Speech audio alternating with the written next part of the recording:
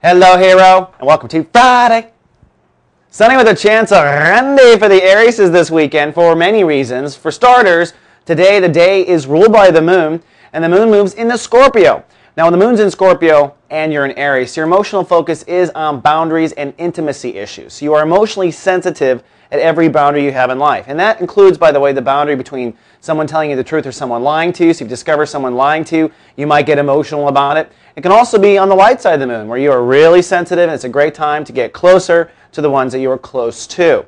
Now, one thing I will point out, this kind of like a byproduct of moon in Scorpio, true for the whole planet, is when the moon is in Scorpio, people tend to take emotional sides. That's what Scorpio is about, manifesting and maintaining certain boundaries. So if you've been having some trouble with someone that you're close to, you may find yourselves on opposite sides of the emotional fence this weekend. Just be advised. Either way, it's an intense transit and it's a private transit. If you find yourself feeling anxious, you need to control your environment because you are emotionally sensitive to walls and boundaries.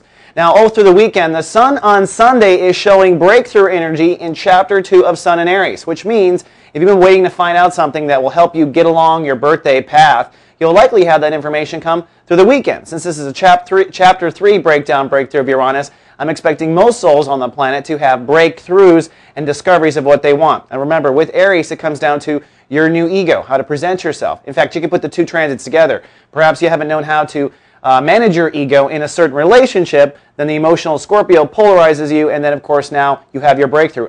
This is how I'm supposed to approach it. One last thing, as of today, Mercury has moved into Taurus. It is well ahead of the sun now. It's one sign ahead. One thing interesting about Mercury being a sign ahead is we start to think for the future. Mercury is the focusing agent of our thoughts and of our communications. So when Mercury moves ahead of the sun, we start thinking more future-oriented, which is kind of summer-like if you think about it. And for you, Aries, that means you're going to start thinking about money, finances, and self-esteem all through May. By the way, Mercury moves retrograde, maybe it already is, on May 7th. All right, hero, that's all I have for the day. I'll see you back on Monday. Have a great weekend, and live, love, be.